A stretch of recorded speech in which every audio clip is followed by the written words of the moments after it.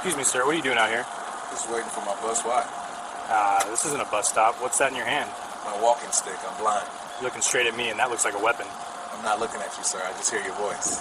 Huh. Well, we got a call about a man with what looked like a weapon, and you matched the description. Officer Kyle Brennan had been with the Baltimore Police Department for 5 years, and those 5 years painted a clear picture that his supervisors chose to ignore. 13 complaints filed against him, 12 involving stops of black men in commercial districts for what Brennan labeled as suspicious loitering, a man waiting outside a bank, questioned for planning a robbery, a man sitting on a stoop eating lunch, detained for trespassing, a man checking his phone near a jewelry store, searched for casing the location. Every complaint ended the same way: mandatory de-escalation training that Brennan attended but never applied. One Friday afternoon in downtown Baltimore, his pattern of seeing threats in peaceful black men collided with someone who literally could not see him at all. And that moment would end Brennan's career, cost the city $1 million, and force a department to confront the complaints they'd been filing away for half a decade. A black man in his mid-40s, Jerome Washington, was sitting on a public bench outside a CVS waiting for the Route 3 bus, his white collapsible cane resting against his leg, his red baseball cap shielding his face from the January sun. No crime, no disturbance, no violation, just a blind man using public transit to return from his weekly physical therapy appointment. But Officer Brennan processed the scene through a filter so distorted by bias that he mistook a federally recognized mobility device for a potential weapon, interpreted the accommodation of blindness as deception, and transformed a routine bus wait into a confrontation that would destroy his own future. Before we continue, where are you watching from? If this is your first time here, please hit that subscribe button. Stories like these need to be shared, and your support helps us bring more truth to light. Baltimore, Maryland. The corner of Pratt Street and Light Street, in the heart of the downtown business district where office towers cast long shadows across sidewalks crowded with lunch hour traffic and evening commuters. The area hums with activity during business hours, but settles into a quieter rhythm by mid-afternoon, when most workers are back at their desks and the streets belong to shoppers, tourists, and people with errands to run. It was 3:45 on a Friday afternoon in January. The sun hung low in the sky, bright but not warm, the kind of winter day where the light feels deceptive, promising warmth it can't deliver. The temperature hovered around 38 degrees. People walked briskly, shoulders hunched against the cold, focused on getting wherever they needed to be. Jerome Washington had lost his vision 11 years earlier, 11 years since a construction accident had severed his optic nerves, plunging him into permanent darkness before he turned 35. No light, no shadows, no perception at all, complete blindness. So he'd rebuilt his life from that darkness. He spent 18 months in rehabilitation, learning orientation, and mobility skills. He'd mastered his white cane. He'd learned to navigate Baltimore's bus system by counting stops and listening for audio announcements. He trained himself to cook, clean, and manage his apartment independently. Jerome worked as a telephone customer service representative for an insurance company, a position that required patience, clear communication, and attention to detail, none of which required sight.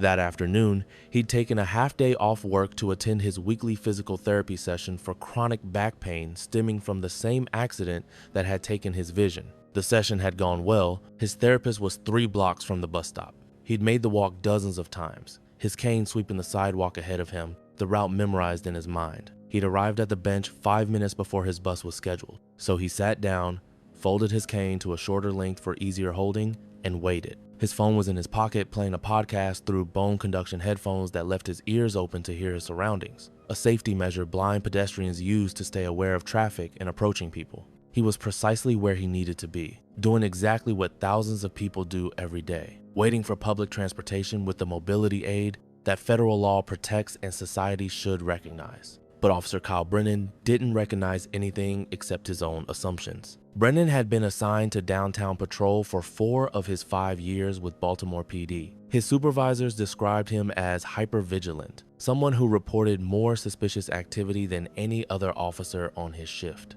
But hypervigilance was just another word for profiling. In 5 years, Brennan had generated 13 formal complaints. 12 of them shared identical patterns. A black man outside a Wells Fargo branch, clearly waiting for someone.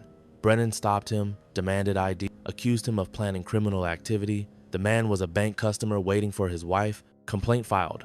Dismissed with notation about officer initiative. A black man sitting on church steps eating a sandwich. Brennan questioned him about trespassing even though church steps are public space. The man was a church member taking his lunch break. Complaint filed. Closed after Brennan completed community relations training. A black man standing near a pawn shop looking at his phone. Brennan detained and searched him, convinced he was coordinating a theft. The man was a delivery driver checking his GPS. Complaint filed. Resolved with sensitivity training requirement. The pattern was undeniable. Black man in public space. Brennan invents criminal intent. Brennan escalates. Complaint filed. Training assigned. No real consequences. No discipline that mattered.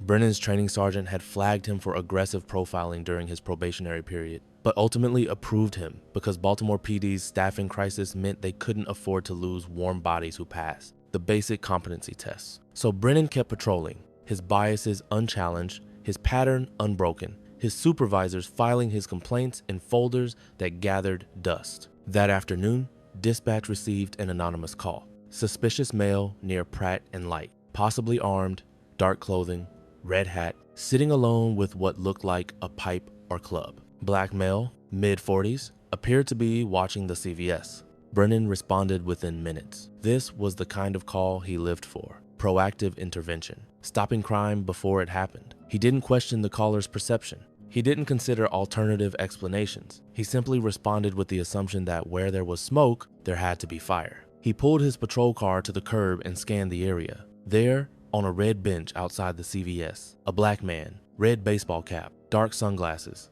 blue striped shirt, holding what appeared to be a white rod or stick. Brennan's mind processed the scene through his usual filter. Suspicious person, possible weapon, needs investigation. He didn't notice the reflective bands on the cane. He didn't observe the distinctive white color that signals blindness in every state. He didn't consider that a man sitting peacefully with no aggressive body language might not be a threat. He saw what he always saw when he looked at black men in public spaces. Someone who didn't belong, someone up to something, someone who needed to be controlled. Brennan exited his vehicle and approached, his right hand hovering near his service weapon. Do you think officers should face mandatory suspension after 10 similar complaints? Drop your answer below. Jerome heard the footsteps approaching from his left. Heavy boots on concrete, purposeful stride. He turned his head slightly toward the sound. A natural human reflex to acknowledge someone entering your personal space, even when you can't see them. Excuse me, sir. What are you doing out here? Jerome recognized the tone immediately. Authority laced with suspicion. He'd dealt with this before, though usually from security guards who thought blind people must be lost or confused, not from police officers. Just waiting for my bus. Why? This isn't a bus stop. What's that in your hand? Jerome's brow furrowed beneath his sunglasses. Officer, this is definitely a bus stop. The Route 3 stops right here every 20 minutes. And this, he lifted the cane slightly, is my walking stick. I'm blind. Brennan studied Jerome's face. Jerome's head was angled toward him, the dark sunglasses reflecting Brennan's own image. To someone who'd never been trained to understand blindness, it looked like direct eye contact. You're looking straight at me, and that looks like a weapon. Jerome let out a small, involuntary laugh. Not amusement, but the absurdist reaction to a situation so ridiculous it defied immediate comprehension. I'm not looking at you, sir. I just hear your voice. I can't see anything. These sunglasses aren't a fashion choice. I'm completely blind. This is a white mobility cane. It's how I navigate the world safely. Brennan's jaw tightened. In his experience, people who claimed disabilities were often lying, faking, trying to gain sympathy or avoid consequences. And this man, Jerome, was turning his head, responding to visual cues, acting in ways Brennan thought blind people shouldn't. Well, we got a call about a man with what looked like a weapon, and you matched the description. A weapon? Jerome's voice carried disbelief mixed with growing concern. Officer, this is a collapsible white cane with reflective tape. It's registered with the National Federation of the Blind. It's literally designed to help people with vision loss move around independently and signal to others that we can't see. If you actually look at it, you'll see it's not a weapon. But Brennan wasn't looking at the cane. He was watching Jerome, analyzing his body language, convinced this was some kind of performance designed to avoid scrutiny. I need to see some identification, and I need you to set that stick down on the ground. Jerome's heart rate accelerated. He'd heard stories from other blind friends. Stories about police encounters gone wrong. Stories about mobility aids being confiscated or destroyed. Stories about blind people being forced to navigate without their canes, left vulnerable and disoriented. He'd never thought it would happen to him. Officer, I'm happy to provide identification, but I cannot set down my cane. It's a medical device. It's protected under the Americans with Disabilities Act. I needed to orient myself, to walk safely, to avoid obstacles. Asking me to put it down is like asking someone in a wheelchair to get out and walk. Brennan's hand moved to his radio. Sir, I'm not going to ask again. Put down the stick. And I'm telling you, I legally cannot comply with that request. I'm blind. This is my mobility aid. I have documentation. I have ID, but I will not surrender my ability to navigate safely. This is where ignorance transforms into danger. Officer Kyle Brennan had never completed comprehensive disability training. He'd sat through a 2-hour PowerPoint presentation during academy training, but it had covered physical disabilities like wheelchairs and hearing aids, not blindness. He'd never learned that white canes are federally protected. He'd never been taught that asking someone to surrender their mobility device is both illegal and inhumane. All Brennan understood was his training about compliance and control, the doctrine that obedience equals safety and resistance equals threat. And Jerome Washington, sitting on a bench, defending his legal right to hold his mobility cane, registered in Brennan's mind as resistant. Stand up, hands where I can see them. Jerome didn't stand. Not out of defiance, but out of necessity. Standing without his cane meant losing his orientation. He couldn't see where Brennan was positioned. He couldn't identify obstacles around him. He didn't know if there were steps, poles, or other hazards. Rising without his cane meant potential injury. Officer, please listen to me. I am blind. I cannot see you. I cannot see my surroundings. If I stand up without my cane, I don't know where I am. I could fall. I could walk into something. I'm not refusing to cooperate. I'm trying to stay safe. Brennan keyed his radio. Dispatch. Need backup at Pratt and Light. Male, subject refusing commands. Possible weapon. Jerome heard those words and felt ice flood his veins. Weapon? Officer, you're creating a dangerous situation out of nothing. I'm a blind man waiting for a bus. This is my cane. You're escalating. A second patrol car arrived within 90 seconds. Officer Maria Santos stepped out, a 16-year veteran who'd worked with Brennan on previous shifts and learned to question his judgment. She approached and immediately assessed what Brennan apparently couldn't see. A white collapsible cane with distinctive reflective markings. A man wearing dark glasses with small white dots at the temples, a common indicator for vision loss. A man sitting calmly with no aggressive posture, no threat indicators, just someone clearly frightened and confused. Santos had completed enhanced disability training the previous year. She recognized exactly what she was witnessing. Brennan, what's the situation? Anonymous call reported possible weapon. Subjects refusing to comply. Won't put down the stick he's holding. Santos walked closer to Jerome, her voice calm and professional. Sir, I'm Officer Santos. Can you tell me your name? Jerome turned toward her voice, relieved to hear someone who sounded less confrontational. My name is Jerome Washington. I'm blind. I was sitting here waiting for the Route 3 bus to take me home from my physical therapy appointment. This officer approached me and told me to put down my mobility cane. I explained I can't do that because I needed to navigate. He called it a weapon. It's not a weapon. It's a white cane.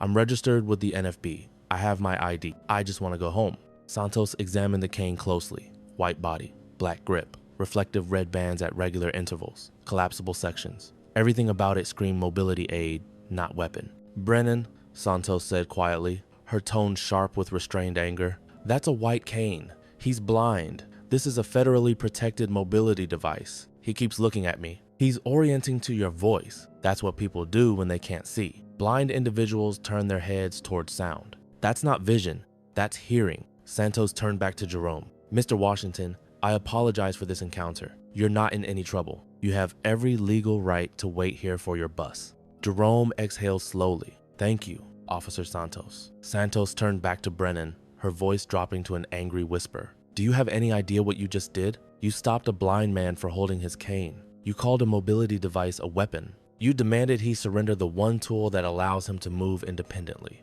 Brennan's face flushed. The call said, the call was wrong, and you didn't verify before escalating. You called for backup on a disabled man waiting for public transportation. A woman who'd been watching from inside the CVS came outside. Officer, I see this man here twice a week. He always waits for that bus. He's blind. Everyone in the neighborhood knows him. What just happened is discrimination. Several other witnesses had gathered. Phones out, recording. The evidence was accumulating in real time. Video showing Jerome sitting peacefully, audio capturing him, explaining his blindness repeatedly, footage of Brennan refusing to listen. Santos radioed for a supervisor. Sergeant Dennis Cole arrived within 8 minutes. He was a 23-year veteran who'd seen every kind of officer mistake and had zero tolerance for ones rooted in ignorance or bias. He spoke with Santos, reviewed the cane himself, talked to the witnesses, and listened to Jerome's account. Then he approached Brennan with an expression that could freeze water. Badge and service weapon.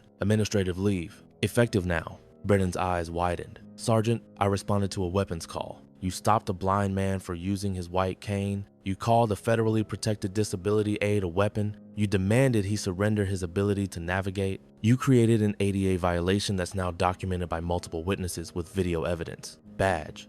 Weapon. Immediately. Brennan handed them over, his hands trembling with the realization that his career had just ended over something he still didn't fully understand. Cole turned to Jerome. Mr. Washington, I'm Sergeant Cole. I apologize on behalf of Baltimore PD. This should never have occurred. Officer Brennan failed to recognize disability accommodations that should be second nature to any trained officer. We'll conduct a full investigation. You're free to leave when your bus arrives. And if you choose to pursue formal complaints or legal action, we'll cooperate fully. Jerome stood carefully, his cane helping him orient. Sergeant, I appreciate your professionalism, but I need you to understand something. I was terrified. I couldn't see what was happening around me. I heard backup called. I heard possible weapon. I'm a blind black man sitting on a bench, and your officer treated me like a criminal. I know my rights, I know the ADA, I know that what just happened was illegal, and I will be pursuing legal action. Should white canes be added to mandatory recognition training before officers complete academy?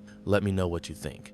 By that evening, the story had exploded across social media and local news. Blind Baltimore man detained for using mobility cane. Officer calls white cane a weapon, demands disabled man surrender aid. ADA advocates condemn BPD after police stop blind man at bus stop. Multiple witnesses had uploaded their videos. The footage showed everything. Jerome sitting peacefully on the bench, Brennan approaching aggressively. The conversation where Jerome patiently explained his disability multiple times. Brennan's refusal to acknowledge the obvious. The backup call. Santos's intervention. The growing crowd of witnesses. National disability organizations responded immediately. The National Federation of the Blind issued a scathing statement. The American Council of the Blind called for Brennan's termination and department-wide reform. The National Disability Rights Network offered Jerome legal representation, though he didn't need it.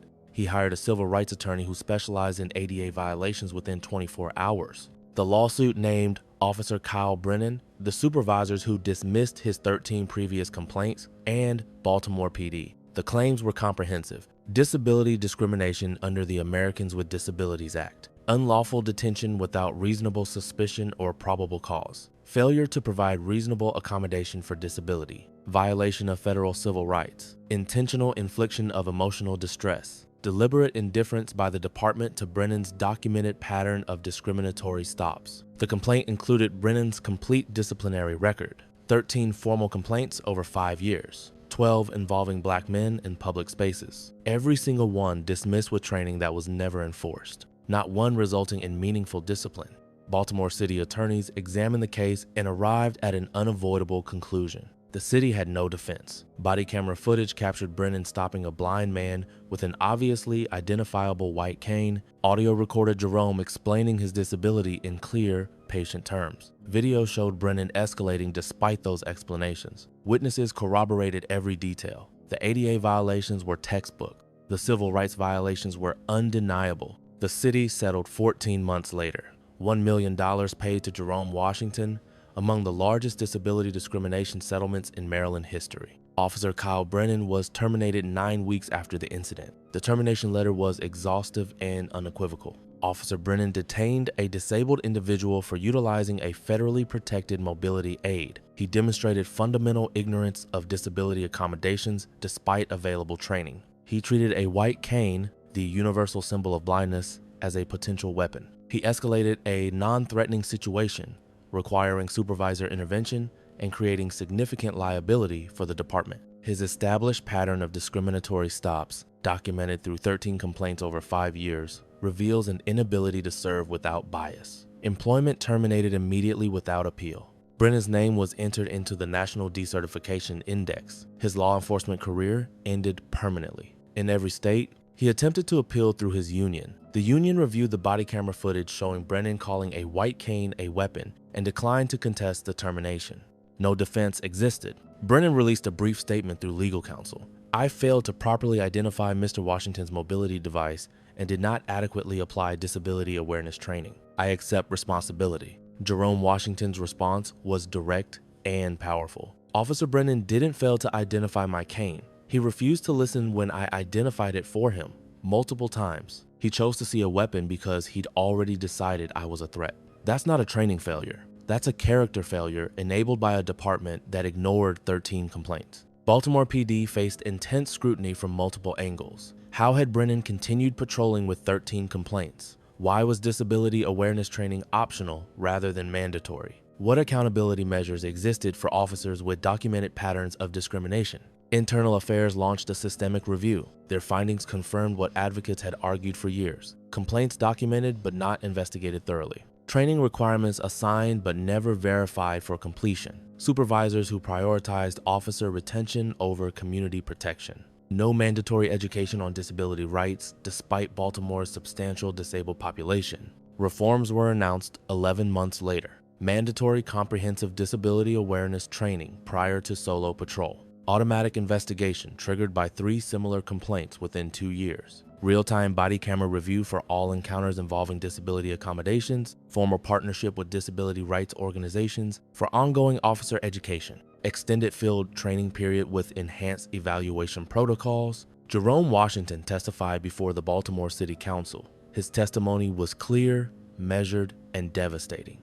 I've been blind for 11 years. I've learned to cook for myself, maintain my apartment, hold down a job, navigate public transit, and live independently. My white cane makes all of that possible. It's not just a tool. It's my independence. It's my safety. It's protected by federal law for a reason. Officer Brennan saw me holding it and decided it was a weapon. Not because it looked threatening, but because in his mind, a black man holding anything in public must be dangerous. He paused. I told him I was blind. I explained what the cane was. I cited the ADA. I was patient and calm despite being terrified. And he still called for backup, still demanded I give up my mobility device, still created a situation where I genuinely feared for my safety. That's not an accident. That's not a misunderstanding. That's bias so deep it overrides common sense, federal law, and basic human decency. His voice strengthened. $1 million is significant, but it doesn't change what happened. It doesn't erase the trauma of being criminalized for being blind and black.